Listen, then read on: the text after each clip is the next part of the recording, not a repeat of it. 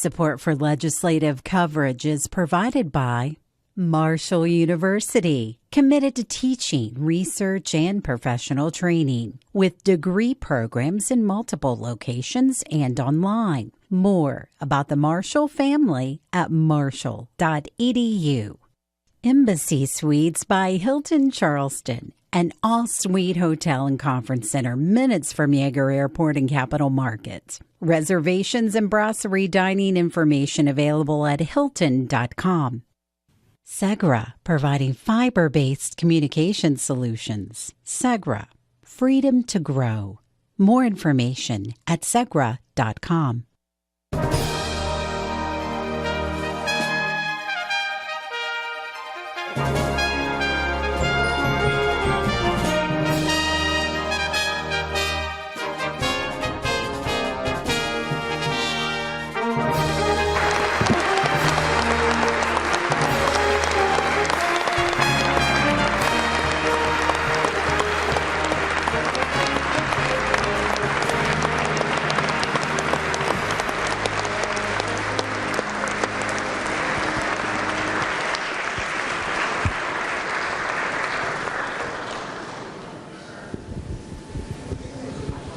Mr. Speaker, the Chief Justice, the Honorable Beth Walker of the Supreme Court of Appeals of West Virginia, and member and justices of the Supreme Court.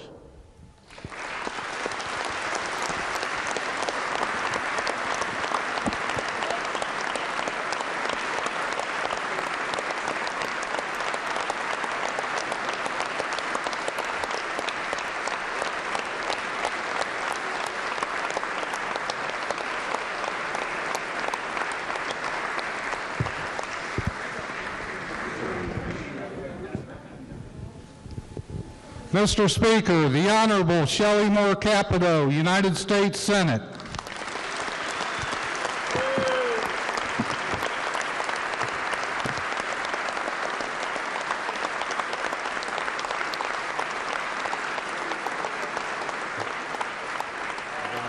Expect to hear more economic development news tonight. There's the issue of stabilizing PEIA amid concerns over minimal medical center reimbursements. Mr. Speaker, will continue to the Honorable Craig P. Blair, President of the West Virginia Senate, along with members of the West Virginia Senate. We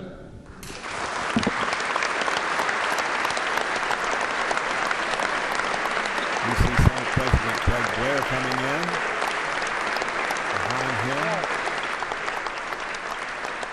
Senate Clerk Lee Cassis.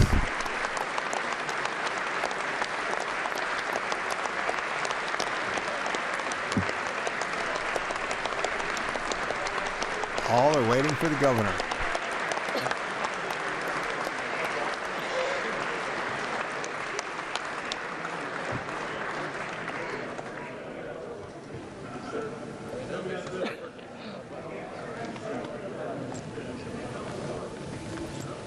The Sergeant at Arms will announce the governor's presence to the Speaker of the House.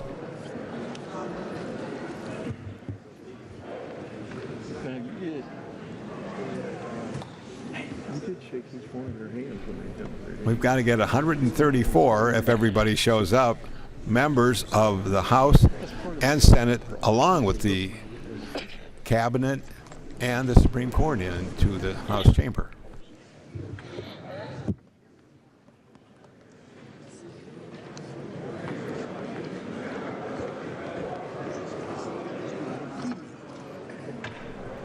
As we said, today was day one of the 60-day regular legislative session, which will prove to be very interesting at the least.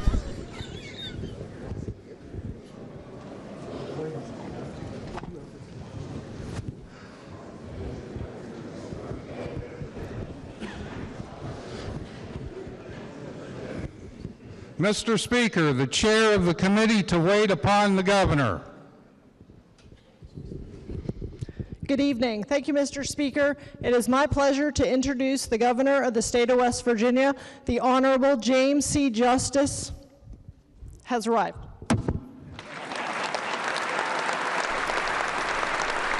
3 members of the House were delegated to bring the governor in, and here he is. The 36th governor of the state of West Virginia, Jim Justice, ready to give his 7th State of the State address.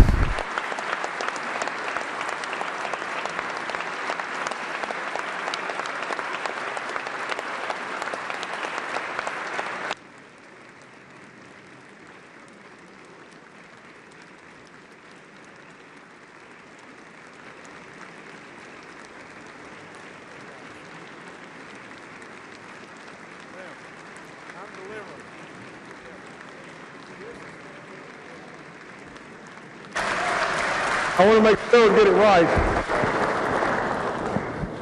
I can't get there from here, guys. Yeah, but I'm going to do it the best. I think that's the president and that's the speaker. I think. Ladies and gentlemen, the governor of the great state of West Virginia, the Honorable Jim Justice.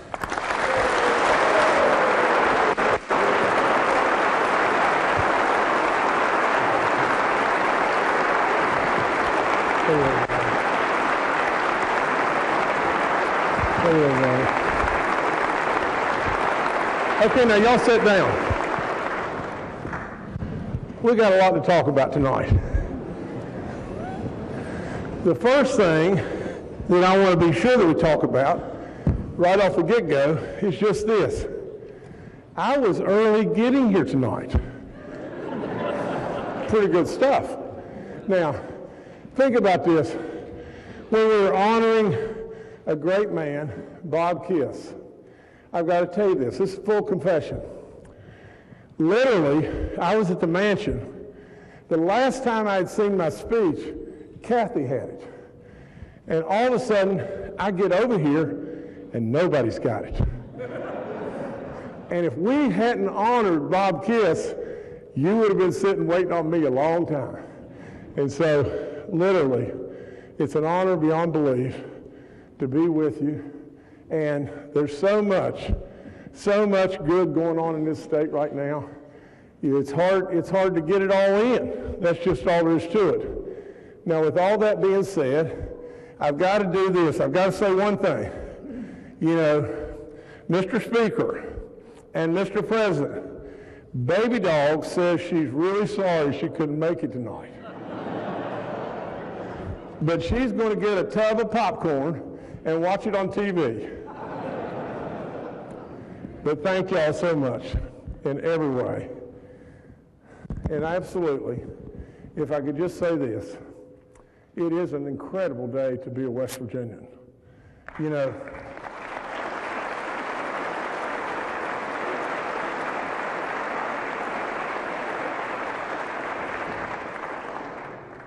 I'd like to always honor our First Lady.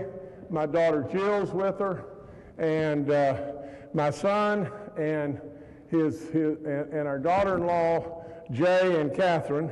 Catherine had a little bit of a blood pressure issue today, and so they kind of bowed out. But nevertheless, thank y'all so much for all you do all the time.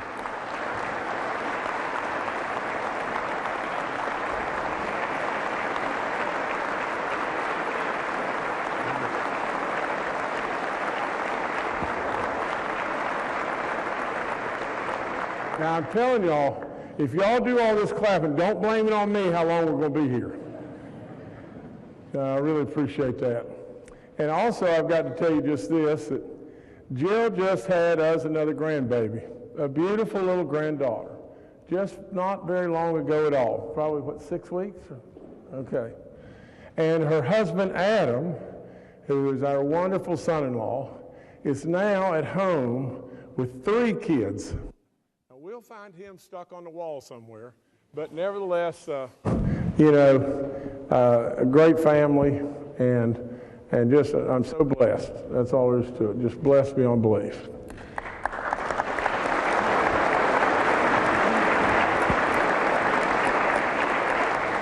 If I could go through my cabinet, and I'm going to go through quickly and hold your applause, and then we'll catch it at the end. But we have a new cabinet secretary for DHHR, you know, Dr. Jeff Coben, a new Secretary of Commerce in James Bailey, Our Secretary of Administration is Mark Scott. Our Secretary of Homeland Security, Jeff Sandy. Our Secretary of Revenue, Dave Hardy. Our Secretary of Transportation, Jimmy Riston. Our Secretary of Veterans Assistance, Ted Diaz. Our Secretary of Economic Development, Mitch Carmichael. Our Secretary of the Arts, the Culture, and History of this great state, Randall Reed Smith.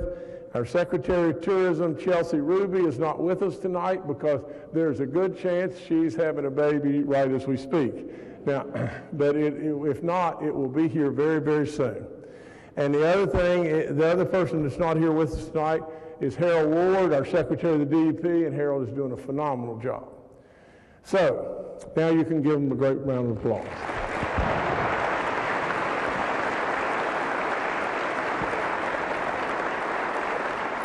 We have our wonderful, wonderful Supreme Court of Appeals. With us tonight is Chief Justice Beth Walker, Justice John Hutchinson, Justice Haley Bunn, Justice Tim Armstead, and Justice Bill Wooten. Thank you all so much.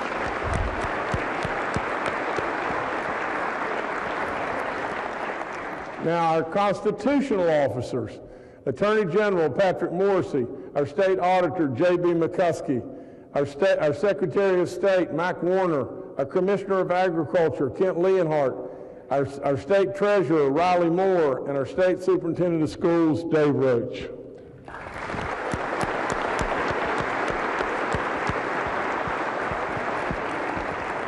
We have a beautiful young lady from our congressional delegation, and that is our great Senator Shelley Moore. Shelley, thank you.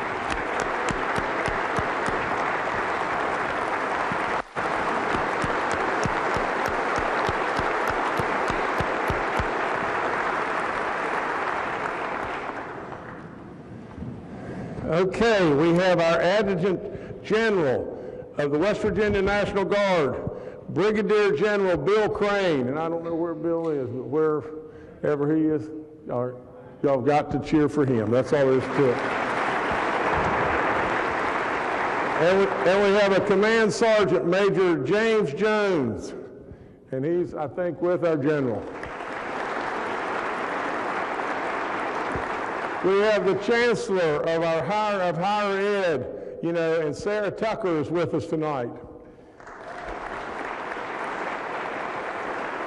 We have our Commissioner of the Bureau of Senior Services, Robert Waswell, let me get through these and everything. We have our Director of the Herbert Henderson Office of Minority Affairs, Jill Upson, and we have our West Virginia University President, Gordon Gee, our Marshall President, Brad Smith, and members of their staff. So now, clap for them.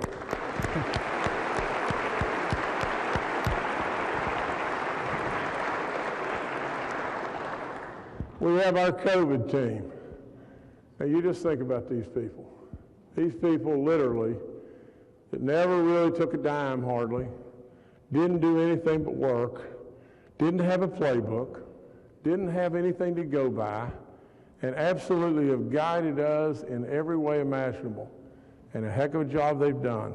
Dr. Clay Marsh, General Hoyer, Dr. Amjad, now Dr. Christensen, and our Secretary Crouch and Dr. Coben. Please give them a round of applause.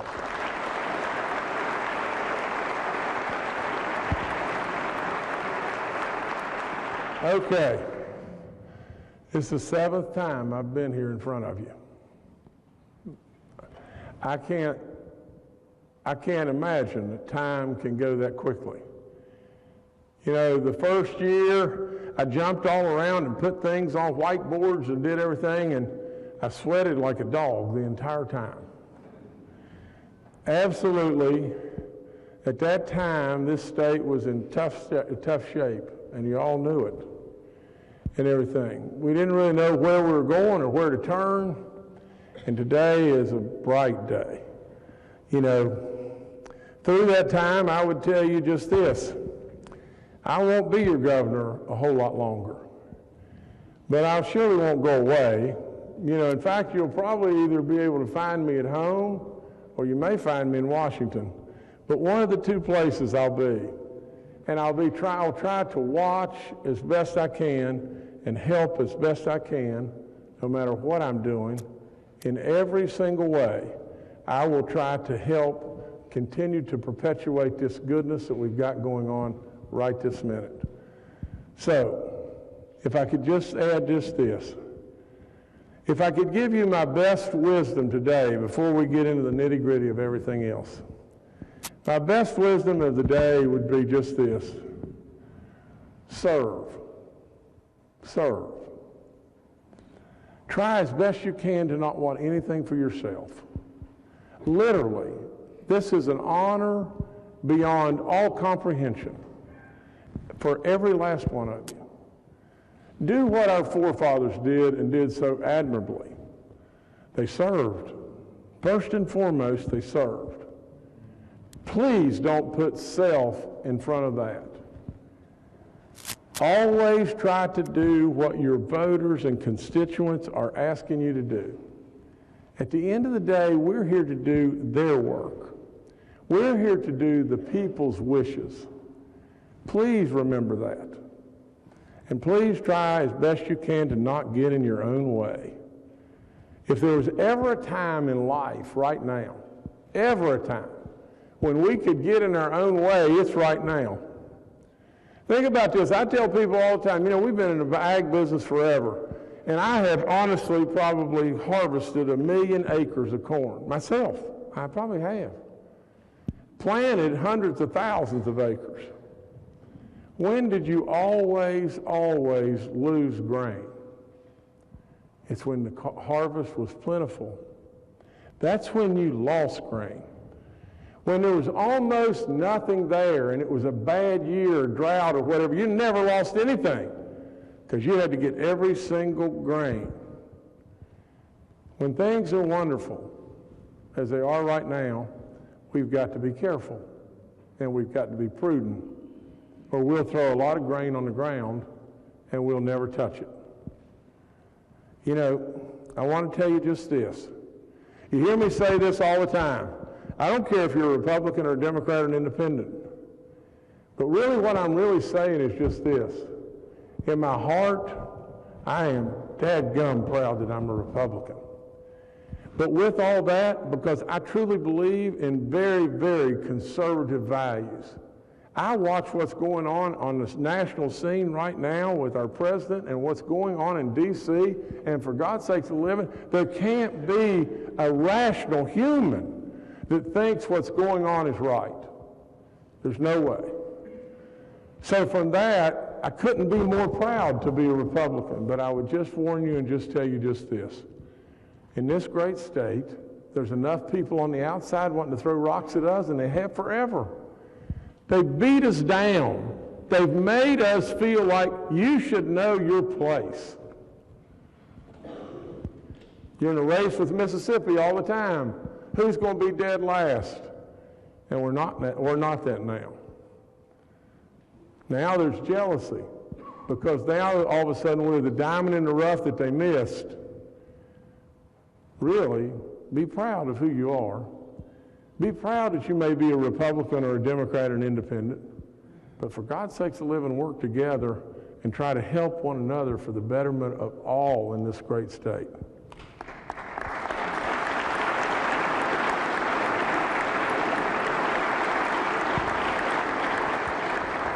Now, we got lots to talk about, and I promise I will go as quickly as I possibly can go. There are so many exciting things. If we reflect back on the past just a second, and we're fair, we would say not many, many years ago, we didn't have anywhere to turn. Now, you can say what you want, but I'm a business guy, and I got that. And with all of that, I could even go back further and further and further.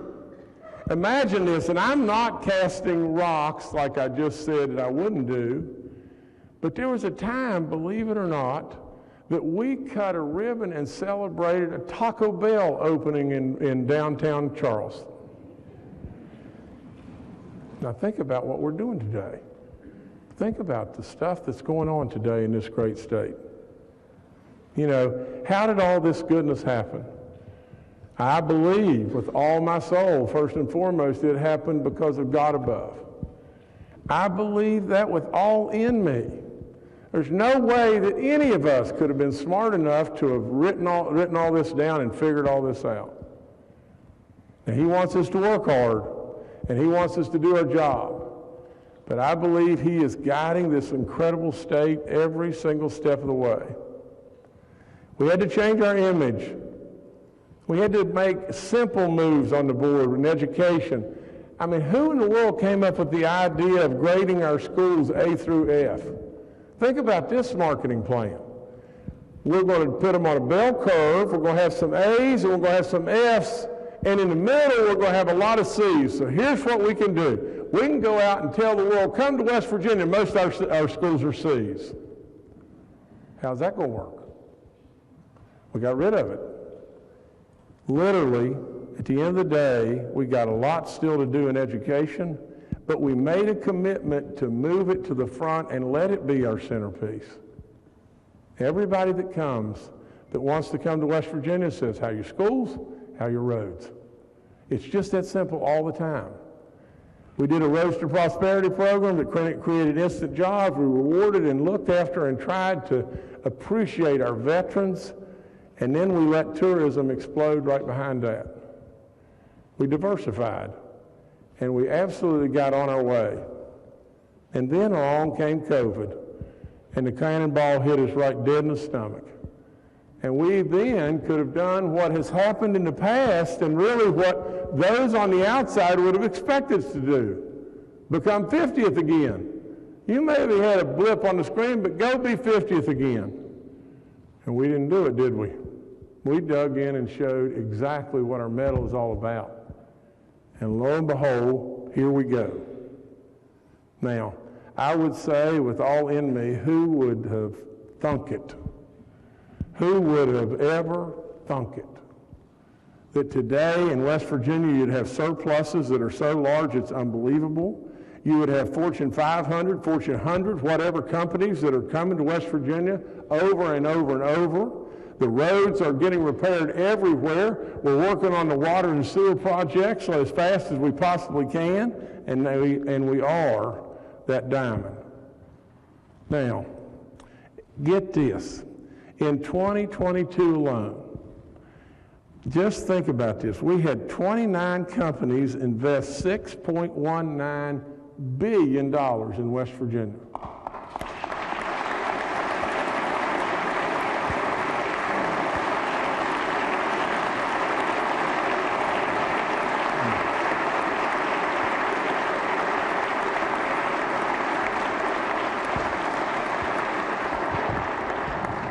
Now, absolutely get this.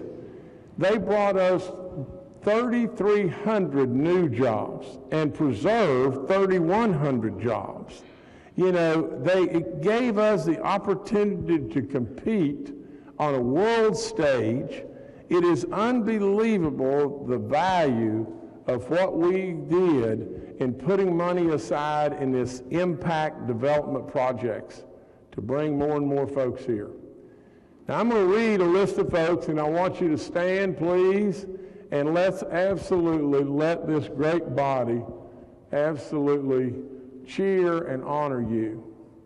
Tonight I am creating a different, we have a distinguished West Virginian, but I don't know that we really have anything that is as honorable as a distinguished West Virginian for our businesses. So tonight I am creating the Business Knights of West Virginia. And what I want to do is let these great folks, when I read their names, be our first inductees. Then I'll read you the name of a couple more folks that are coming to West Virginia, and then you know what I want to do?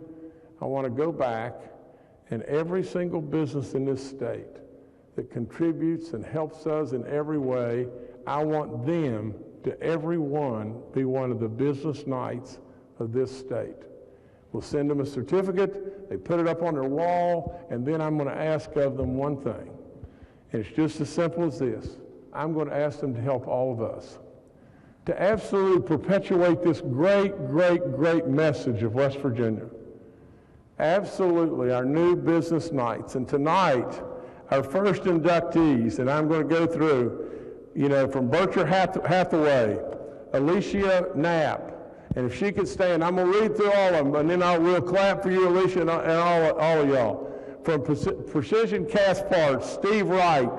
From Hope Gas, Morgan O'Brien. From Form Energy, Mateo, and I'm going to mess this one up, Mateo.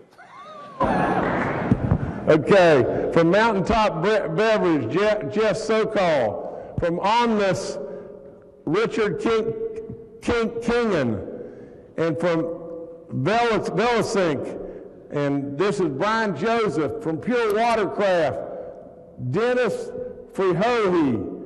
From Commercial Metals, and I don't have the name from Commercial Metals, and from Pampia Air, Metler, and there's not a representative from them, and from Klockner, and there's not enough representative from them. But if you could join me, just think when every single bit of this absolutely is done. Think what you have done. Think what you have created. Forevermore, you have created our grandchildren's jobs. That's what you have done. You have created the fact that over and over and over, Edith and Toby wanted to have a picnic, and they want their grandkids to be here. And they're in Charlotte or Denver or Atlanta. And now, they're going to be in West Virginia. So please, thank y'all so much. Thank you so much.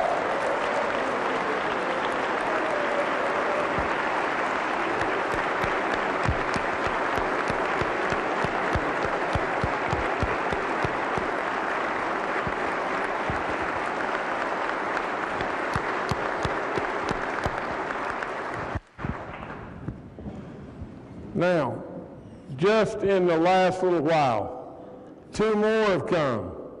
TLC, based in India, is a chemical plant within the Covestra plant that's in Marshall County. They're going to spend $150 million and create 50 jobs, making ingredients that are found in food. Their TLC chairman, another new knight of West Virginia, is with us right now. It's Mr. Sarti, and if you could please give him a great round of applause.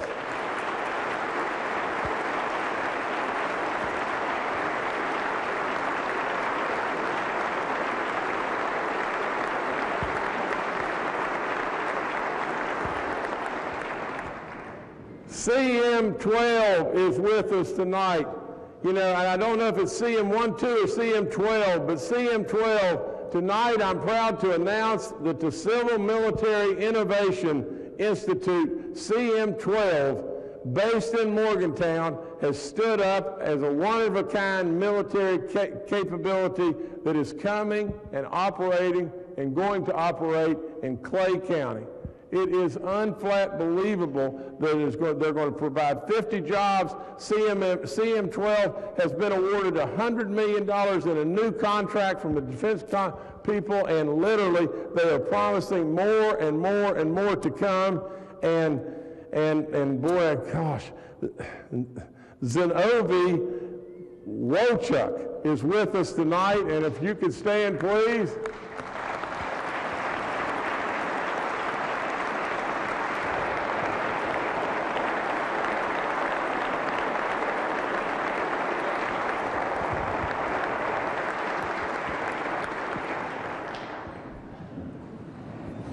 You know, there's been an awful lot. People never would have believed that West Virginia could have diversified. People never would have believed that, you know, really a coal guy would welcome with open arms, you know, alternative sources or alternative energies. I'm a real believer. I'm a real believer that West Virginia needs to welcome all. Absolutely. With this initiative, there's been many green components to this initiative, but I want you to remember just one thing, and I know you will, forevermore. Our coal and oil and gas folks today are supplying to West Virginia in this year, or this year's past, $891 million of severance income to this great state. People get up every day and get their dinner bucket and go to work. A lot of times, people are in 7,000 feet underground in 32 inches of coal and can't sit up all day long. And they do it for their families, and they do it for this nation, they do it for this great state, and they do it for all of us. Never, never will I, and never should you, ever forget the great work that the coal miners have done, or the great work the grass workers do, or the oil workers in this great state. Never turn your back on the greatness of our natural resources. Thank you so much.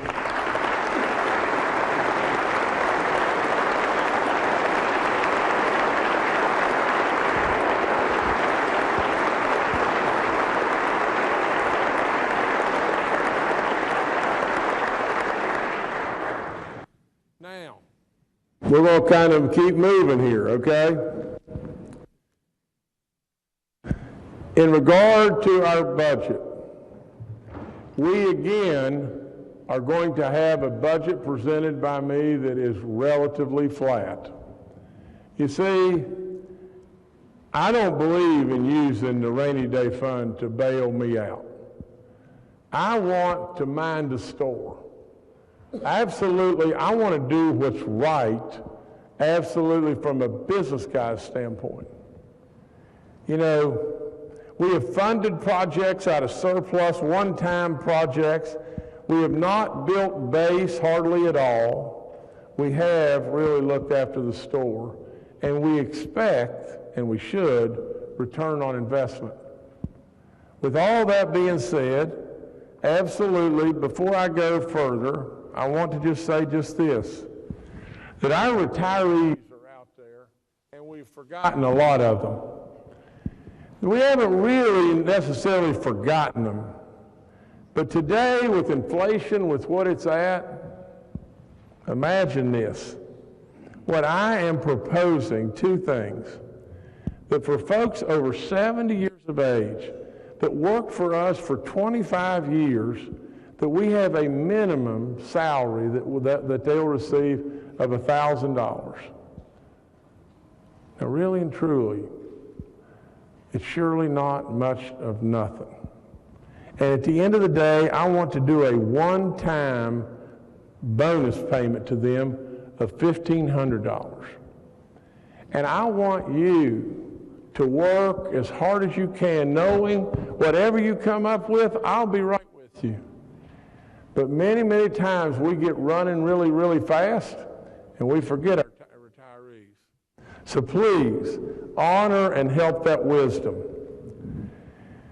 Now, from the standpoint, I promised along the way, I promised, that I would send the bill up in regard to the elimination of your car tax. I've sent the bill. I've done exactly what I promised, but I would just tell you just this. And you got to listen to me on this one. There's lots and lots and lots of things we can do. But if we want, at this moment in time, to grow the state of West Virginia, we're going to have to aggressively look at our personal income tax. It is an opportunity right now like none of us could ever imagine. Just think, we have the opportunity to do something that is monumental right at this moment.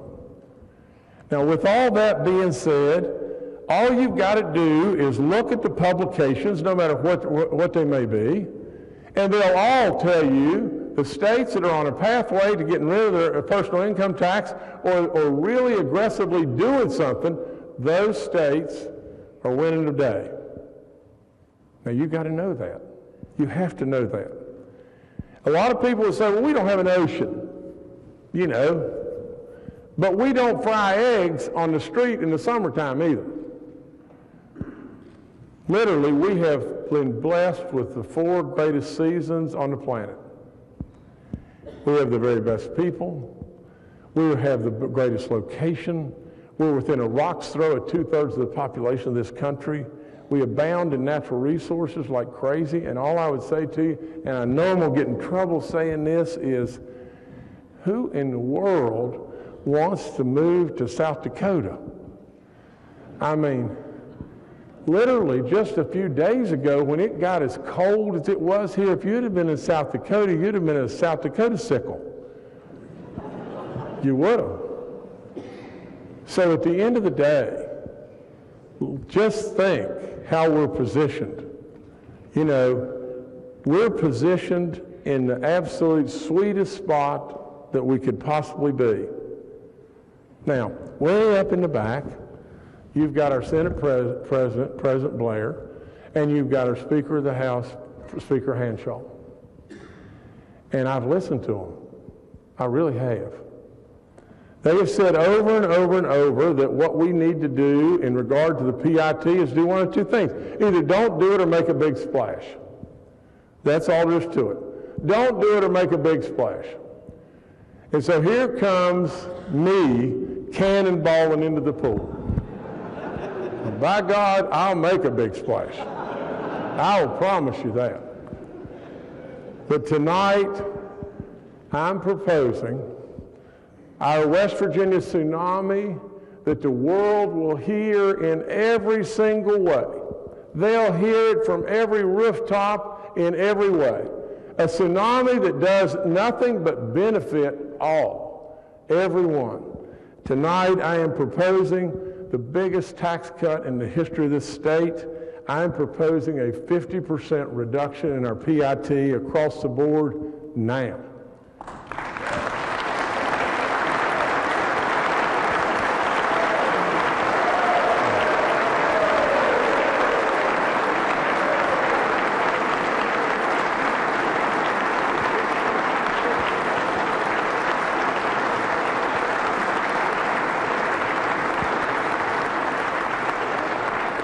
Now just think, as we do this, it will take us 3 years to pull it off.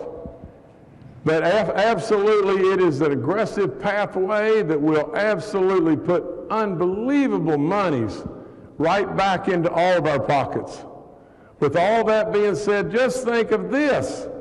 For God's sakes of living, just think. Think of just this. Right off the get-go. 30% the first year, 10% the next year, 10% the next year. And then we step back and just see. With all that being said, think of how much if I were to walk into you and say, I'm going to put $1 billion back into our economy tomorrow, and the people will spend it. What will be the multiplier effect of that? Will it be 6 times or 10 times? Tomorrow, you have become your own stimulus package with zero growth. And honest to Pete, absolutely, the word will ring all across the world, and people will come. People will really come. I have listened to the Senate. I have listened to the House. And absolutely now, I hope and pray that we'll move quickly to just show the people just how serious we are in West Virginia and the fact that they have pulled the rope with us forever and ever and ever. You just think of the decades when they were in that race with Mississippi. And literally those folks absolutely today are hurting at the grocery store or the gas pump or whatever it may be, and we need to step up and help our folks and literally get on a pathway of doing something that's unflat believable. Now, there's other business and there's other budget items that I need to talk to you about. Like I said, there's a bunch of this, and I'm going to go as quickly as I can, but it is great stuff. You know, our hospitals are the lifeblood of all of our communities, are they not? And literally, like it or not like it, but, you know, when they take a PEIA patient in and everything, a lot of times it becomes a burden rather than a plus. We need to help them out. And so tonight, you know, I am wanting us to put $40 million into an adjustment for our local hospitals and absolutely help them in every way. On top of all that, We have a school aid formula increase of $35 million that I want to put in. And I can say this, for the first time forevermore, we are beginning to absolutely grow enrollment. The school aid situation is really designed for first grade aides to first grade teachers, and I think the exact amount is probably $37 million. And we'll start there. We need our kids to be better educated. There's no question whatsoever about that. I salute, our speaker, because he campaigned this effort and he thought this effort was really good, and so do I. The other thing I want to do is just this. I want all of us in here, all of us can leave here and go to Wendy's and hang out. We can. Baby Dog would love that. And absolutely, but if you'll just step back and just think about it, the one thing that we should absolutely do, especially with us doing how well we're doing right now, is put a stake in the sand to some way say, we're going to stop hunger in West Virginia. Now, we need to do it.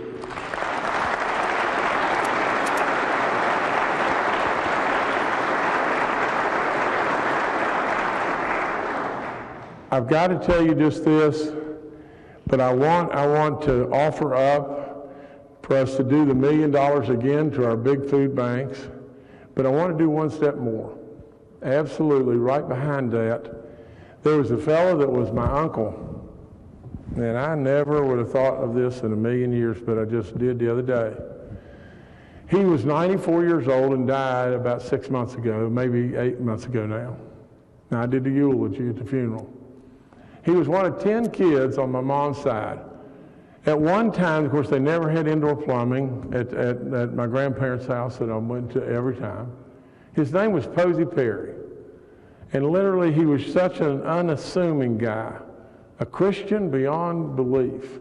That's all there is to it. So many people looked up to Posey Perry. Well, he died. But you know what he did? He worked in the coal mines his whole life. And then when he retired from the coal mines, he went to the food bank nearly every single solitary day.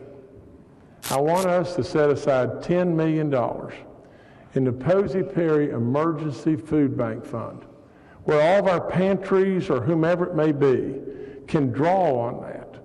And if at the end of the year we end up with $4 million, next year we'll put $6 million. If we drain it to next year, I would propose you put back 10. Absolutely, that's what we need to do. We need to try with all in us to say, by God, we're not going to have hungry people in West Virginia today.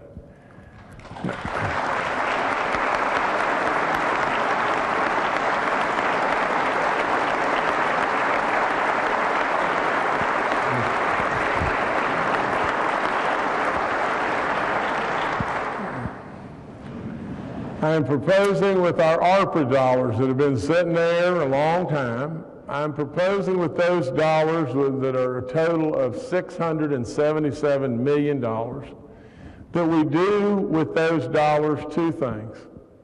We put $500 million of those dollars aside for the Economic Enhancement or Impact Fund. We have now, and you see the fruits, you see them. I mean, we have now gotten to the place in time in West Virginia where we're competing. We're competing with others. You see, we couldn't ever do it before, could we? We couldn't ever do it. But now we can compete. And now they want to come. And now we've got it going.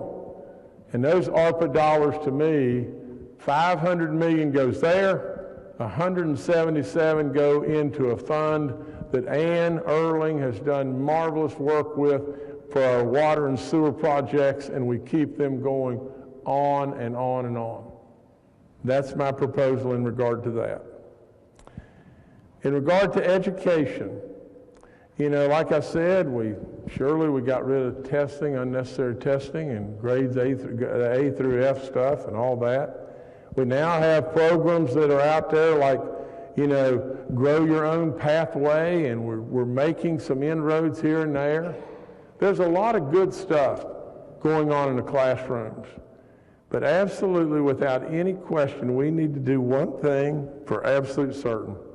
We must ensure that schools have the responsibility to the students and the parents and not to a bunch of special interest groups. I believe that with all my soul. All of our parents deserve to know exactly what's going on in the classroom. Without any question, our parents have always known what the best is for their kids. Tonight, I am proposing a bill to direct school systems to make all curriculum taught be available online, where we can see every single thing that's being put into our little kids' heads. Now,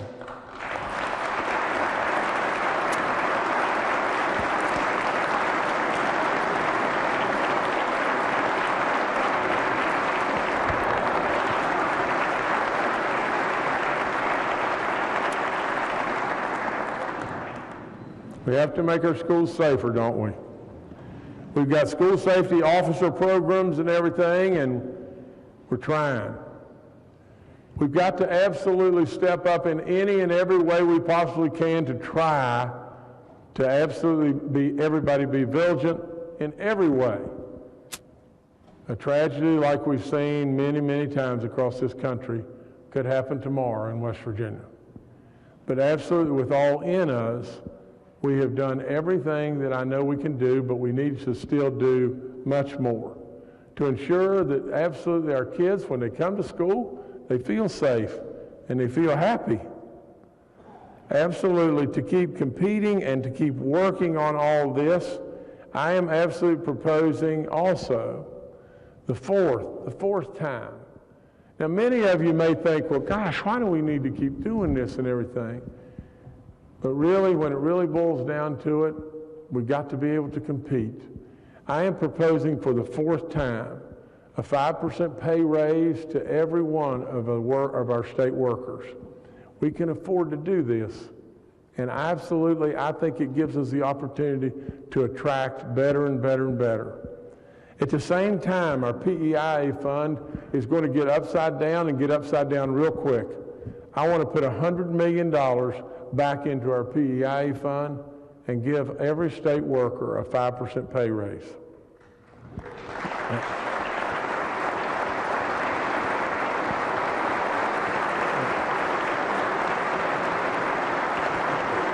Y'all got to quit this clapping.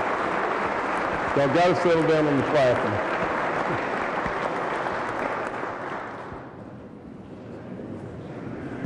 Let me tell you about Hope Scholarship just one second. Hope Scholarship, and thank you guys.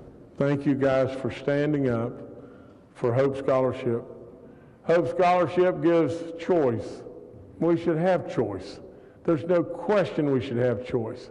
And as it continues to grow, why in the world do we need to hit these brick walls? You know, what I want to do is bucket $15 million for thousands of families that can absolutely select choice and take advantage of the Hope Scholarship. You know. Okay, now don't y'all get up.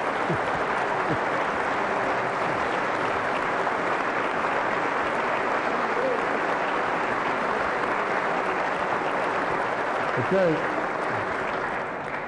I want to put $75 million in higher ed to work on deferred maintenance. We've let it go too long. Our buildings are about to fall down. Many, many, many situations. We've got to do something to help there. A bunch of you, the majority undoubtedly here, a bunch of you, as I, were so thankful by the reversal of how Roe v. Wade was overturned.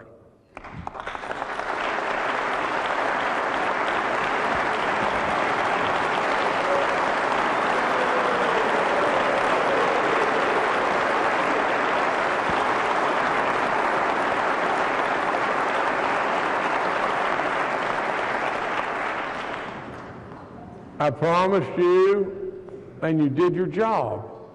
You did your job. You absolutely vetted, took your time. You absolutely finally brought me a bill. I promised you the very second you brought me a bill, I'd sign it. I did exactly that. And I did that very proudly.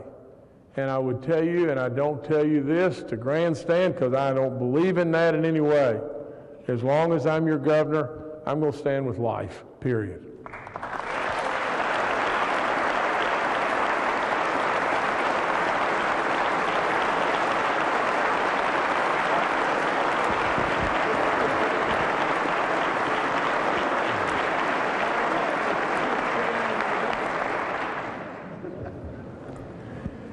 Additionally, I'm proposing that we take care of the moms.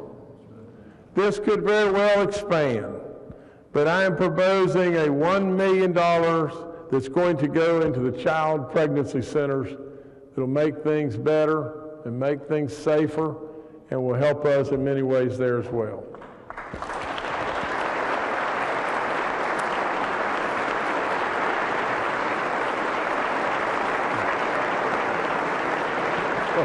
Y'all won't quit.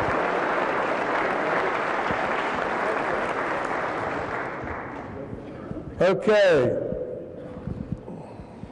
You know, we came up with the nursing program, the Governor's Nursing Workforce Expansion Initiative. We put $48 million in it. At one point in time during the COVID situation, we had 2,000 beds in this state that we couldn't staff. Think about it. 2,000 beds that we couldn't staff. Probably we lost a bunch of people because of it. We had to do something. We started this initiative and it has absolutely knocked it out of the park. It is absolutely amazing what's going on. And we are absolutely on the threshold of being able to pump out nurses and bring so much more goodness to West Virginia, it's unbelievable. I'll be asking you that we take an additional $20 million to keep this super program really going, and a special, special thanks to all the schools that are making all that happen. Thank you so much.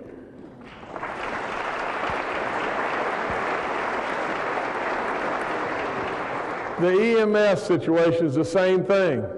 We put $10 million, actually $11 million in it. We were struggling like crazy to find an EMS. We couldn't find anybody to go to work. Think about this story, and I'll read this very quickly. This is a story from a fellow, and his name is Darren Crozier. He works in the Kanawha County EMT. Now think about it. He says, I'm so thankful to be a part of something like this, to see tax dollars for the betterment of West Virginians. We do this because we love West Virginia and we love our communities. This training has helped me in so many ways. It gave me a career and great health benefits for myself, my wife, and my 3 children. This has been very rewarding, and it taught me that I could learn again. It's unbelievable. Really and truly, I am proposing that we put $10 million into this fund and keep this thing going.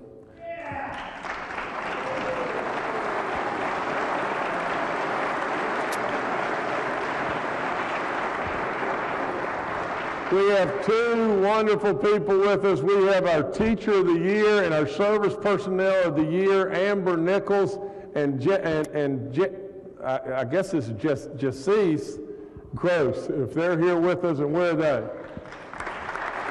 Look at them. There they go.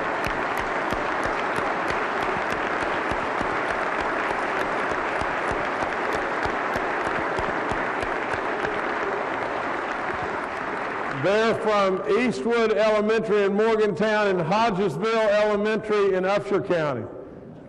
There you go, guys. I got to say something about this little lady sitting over here, our First Lady. Started Communities in Schools. We started it really in 3 counties. Berkeley, McDowell, and Wyoming counties. It started out in 9 schools and had 4,000 kids. Think about it. Today, they're in 38 counties, 208 schools, and they're touching 91,000 kids. Now, I'm telling you this, and you can believe it or not believe it. I don't blow smoke at anybody. Not at my daughter, not at my wife, not at you, not at anybody. I don't have time to do it. All I know to do is tell the truth as best I can possibly do it. I'm in the schools a lot, and I'm in the schools a lot. I coach, and I'm proud of it. I've been in the schools forevermore, and I'm telling you, and you can say what you want, I've never seen a program that works any better. It is unbelievable. You know, I want to read you this just very quickly, but a 17-year-old from Wheeling Park. This is her first year. This is the first year of the program in Ohio County. The site coordinator, noticed some irregular type things going on with this kid. Found out that this kid was taking care of her granddad, a veteran. Literally, they got involved from the community side, is exactly what Communities in Schools does.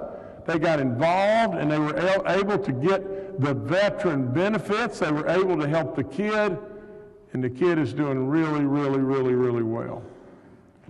Now, one other thing that they've done is they absolutely started this initiative with therapy dogs.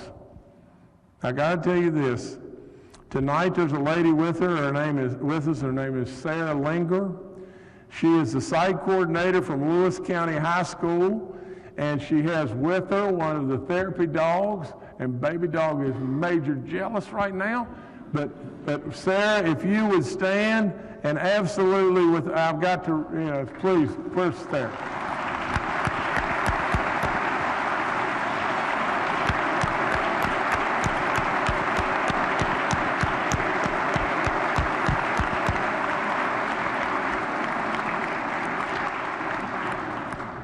Let me just read this to you just one second.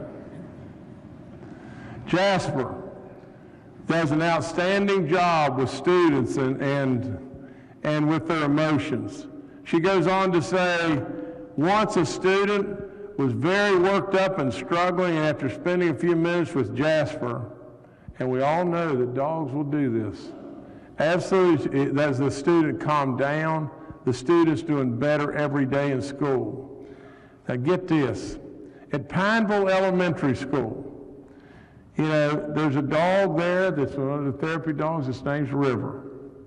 And there's a student there that's severely handicapped and for all practical purposes, nonverbal.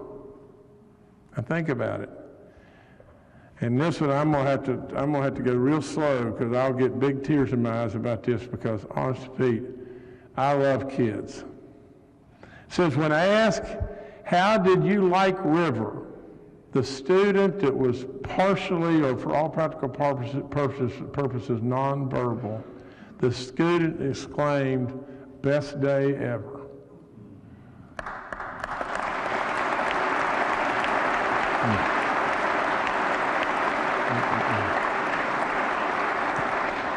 So Kathy, thanks, and all I can say is just keep it up.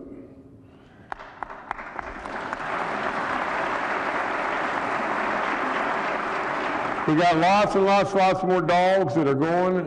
These dogs are expensive and everything, but there's lots of good stuff. Lots and lots. We want all 55 counties, and I think Kathy's on a pathway that's going to happen and happen really, really soon, probably within this year, and so lots of good stuff there. Let me jump to something that I've talked about before is drugs, and we all know it can cannibalize us. We've made a lot of really, really inroads, but we absolutely know we've still got lots to do. I can't say this any more bluntly because I don't know how to say it.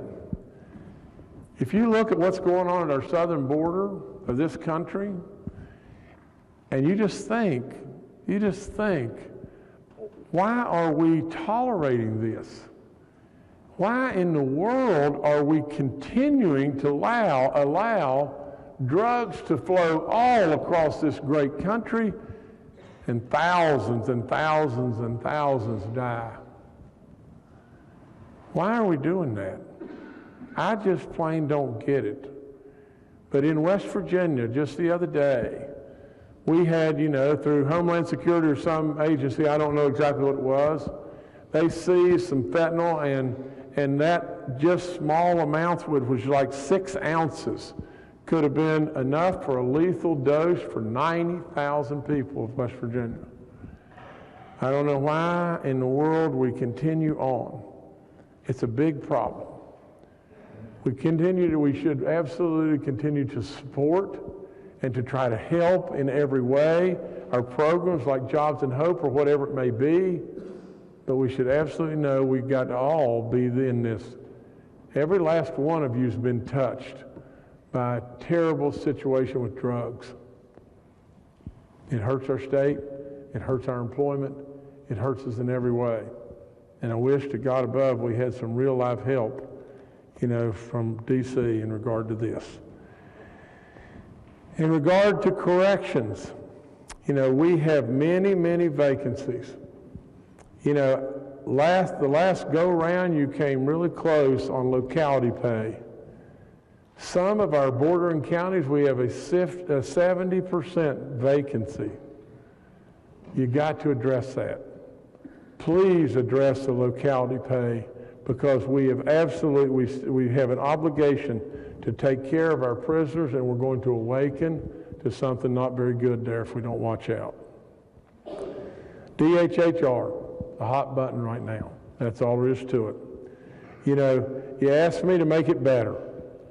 And absolutely, I have brought in a team like you can't imagine. I could go into all kinds of specifics with you tonight. But I can tell you that if you believed in what we did in COVID with Dr. Marsh and General Hoyer and literally now Dr. Coben, if you believe that, there's lots that we got to do. I want to listen to every one of your ideas. I want them to listen to your ideas. We all can do one thing if we will do it. We can make it better. It didn't get in this mess over the last couple of years. This is a culmination of a problem that's been there many, many, many, many decades. We can make it better. We need to listen to your ideas. You need to listen to ours. You need to absolutely bounce ideas off of Dr. Marsh and General Hoyer and Jeff Coben. Absolutely, I am as open-minded as one could ever be. I've got to tell you just this, though. Welch Hospital in McDowell County, and many of you have probably never been to Welch Hospital, and I've been there many times. Welch Hospital is kind of in an area of the world that got left way, way, way, way behind. If I'm right about this, I think at one time McDowell County had 110,000 people in it, and now I think they've got less than 10. That hospital and everything has surely been tough going for everybody. That's all there is to it. It's been a drain on the state, it's been a drain on the county, it's been a drain in many, many directions. Through the great work, again, of Clay Marsh, General Hoyer, Jeff Coben, they have now, today, the McDowell County Commission took over the Welch Hospital, and WVU is going to take over the Welch Hospital and bring to the coal fields down there absolutely a shining light. We got it off our backs, and this is an absolute accomplishment by those guys that could not have happened without those guys. Please give them a big round of applause because they've worked really hard.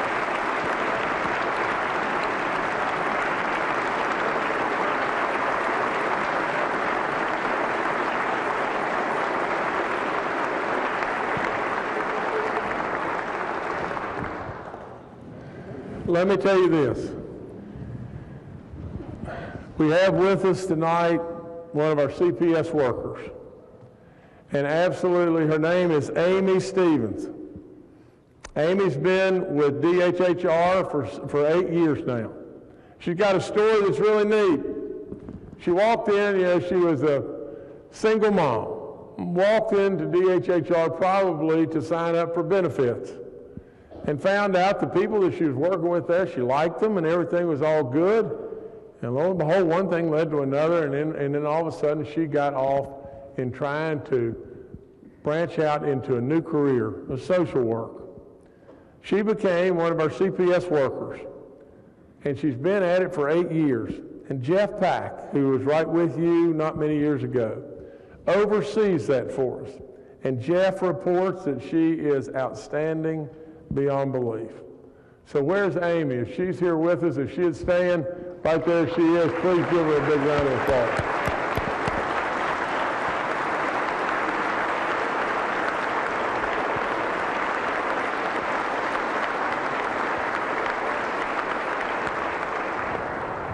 Okay, we've still got lots to do. There's no question whatsoever. These are just isolated things, and there's so much to do. Please, remember what I said about the wisdom. Remember what I've said about the respect. Literally, let's work together with all of our ideas, and we'll solve it. We'll solve it, or we'll make it a heck of a lot better. Now, I would say just this. In this state, we've got plus or minus 1,000 foster kids, don't we?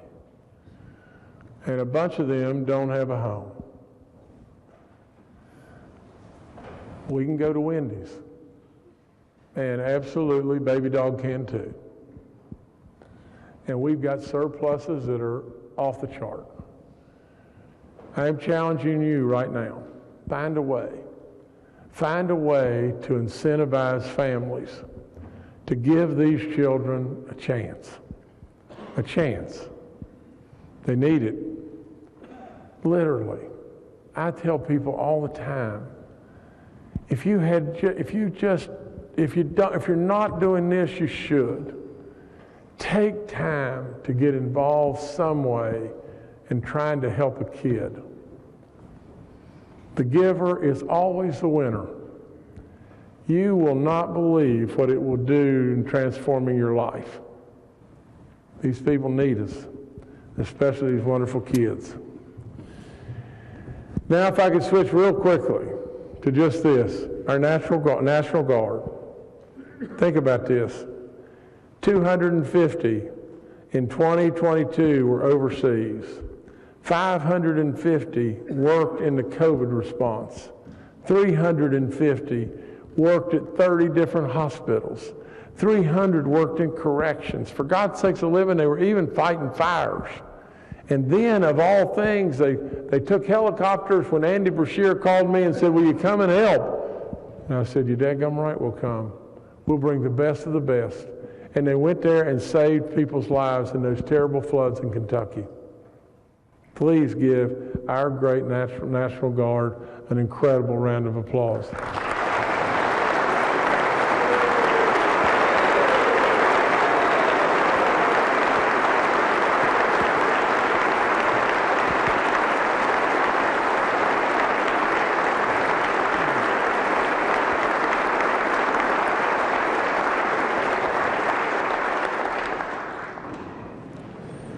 I'm going to get you up again right now. I'm sorry, but not really. Our veterans, and you just think what they've given us. And we lost an absolute American hero beyond belief not long ago in Woody Williams. For those of you that didn't have the opportunity to be with him, you really missed something. He was unflat believable. That's all there is to it. He could have sat here right here tonight and delivered this 10 times better than I could. Absolutely somebody that believed in his heart, a Medal of Honor recipient. Absolutely somebody that believed in his heart to continue to do more and more and more for our Gold Star families, and it continues on right now. And tonight, Tracy Ross, Woody's daughter, and Brian Casey, Woody's grandson, are with us, and I don't know where they are either. Please, American hero, a hero beyond belief.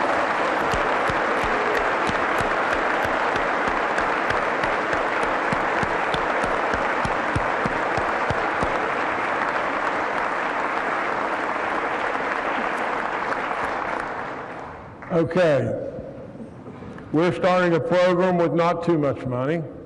I think $500,000, and we'll start with 100 and see where it takes us. We're starting a program called Welcome Home Program, to where we're going to have a $5,000 incentive to any veteran that wants to move back into West Virginia.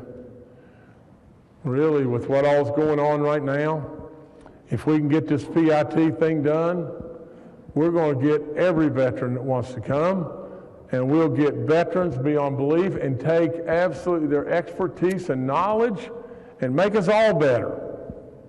So this program is absolutely, I'm proposing that we do this program one time and see what the results are, and then I hope and pray we'll be able to expand it. So please, wait just one second. Before when you stand this time, stretch just a little bit, because this is the 7th inning and I'm winding down. So okay. Here's the one you stand and stretch a little bit on. Delegate Hornbuckle came to me the other day, and Dr. Alan Leader. They want to do something at Marshall University, and again, the size of the magnitude of this compared to all that's going on, surely we've got to step up in the African American community and try to help. What in the world is wrong with us to not step up? They want $1 million to go to Marshall University to be able to start the Center for Economic and Community Development in the African American community of Appalachia. So please, I don't know that they're with us and everything. Well, I know Sean is somewhere, but nevertheless, Sean, if you'd stand, we'll give you a great big round of applause.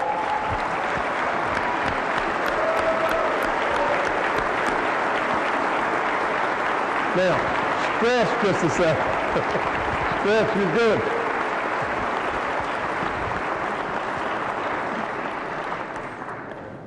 I've got to talk just about tourism and roads just a second. I mean, literally, whatever money you have, I don't care what it is, put it in tourism. It doesn't matter what it is. Whatever money you got, put it in tourism. You will instantaneously get a return on that money like you can't imagine. That's all there is to it. It's happening everywhere, all around us. Imagine these numbers. Imagine them. Last year, travelers in West Virginia spent $5 billion. $5 billion. Travel guides all over the place are saying, come to West Virginia. There's so much goodness going on in our parks and everywhere else under the sun. I could go on forever and ever and a day. You know, we spent $150 million upgrading our parks, and you can't even get a place in our park because they're all sold out for all practical purposes. They show us off. They make the world see just how good we really are. You remember back in the beginning I told you about image. It is so, so important. Literally, we know how good we are, but the world didn't know. And they absolutely know now. They're getting it. I want to talk just a second about roads. Imagine this, in 2022, we did 115,745 miles of work. Think about that. Think about it. In the last 4 years, we've done 364,500 miles of work in West Virginia. Our roads got in really bad shape. And you can say what you want, but not very many years back, I said, for God's sakes of living, we can't even go to the convenience store because we tear our car all to pieces going to the convenience store. And today, just think, the Nitro World War I Memorial Bridge is on its way. The Beckley Bluestone travel plazas are on their way. All the Wheeling bridges are, for all practical purposes, done. The streets in Wheeling are getting done. The Coalfield Expressway is making unbelievable inroads. Quarter H is absolutely on a path to be done. And many, many, many, many more. There's lots and lots and lots of goodness in many places. There's a fund to IIJA. I commend Harold Ward and Jimmy Riston for tapping into this. Harold did something that was first in the nation to deploy the IIJA funding for oil and gas plugging, $25 million, and abandoned mine lands for $145 million.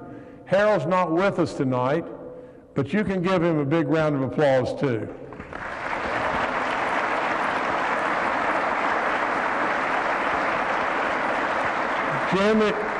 Jimmy's watching after this and taking full advantage of the Infrastructure Investment and Jobs Act, and there will be billions of dollars flowing into West Virginia.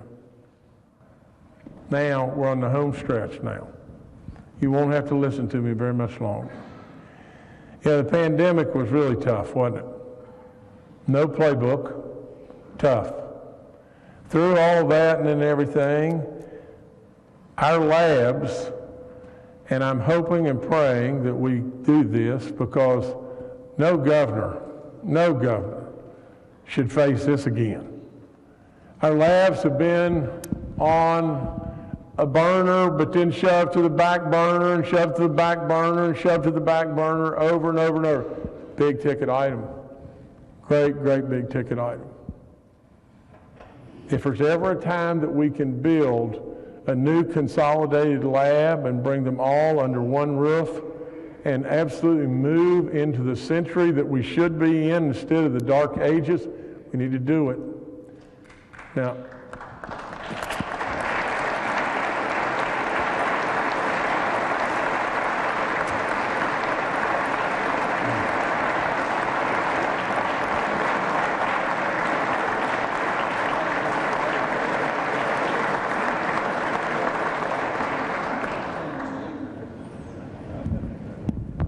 I'll never forget Vernon. Vernon Chris, just the other day, he told me, he said, you know, our labs in many ways reminded him of having two Dixie cups and a string to be able to communicate. Absolutely, our labs can get us in a lot of trouble. And we need great labs to be able to respond. The price tag to put them all together, and that's the State Police Forensic and Crime Units, the Department of Agriculture, DHHR, the Office of the Chief of Medical Examiner, DEP, and Weights and Measures. The price tag, from what I know, is $250 million. I'm proposing that we quit kicking this down the road and put $125 million in this year, $125 million next year out of surplus, and get it done.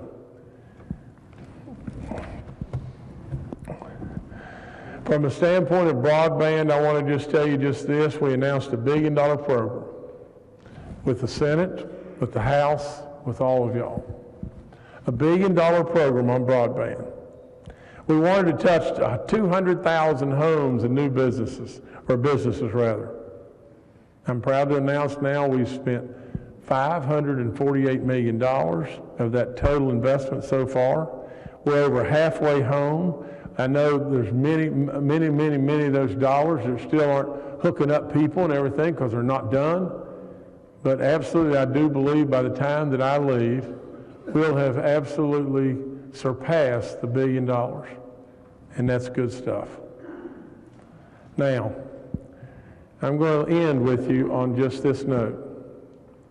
I'm going to end with you that your responsibilities and my responsibility is a daunting task. There's no question. I mean it when I tell you I love you with all my heart. Now, I'll argue with you, but I'll be respectful to you in any way and every way I possibly can be.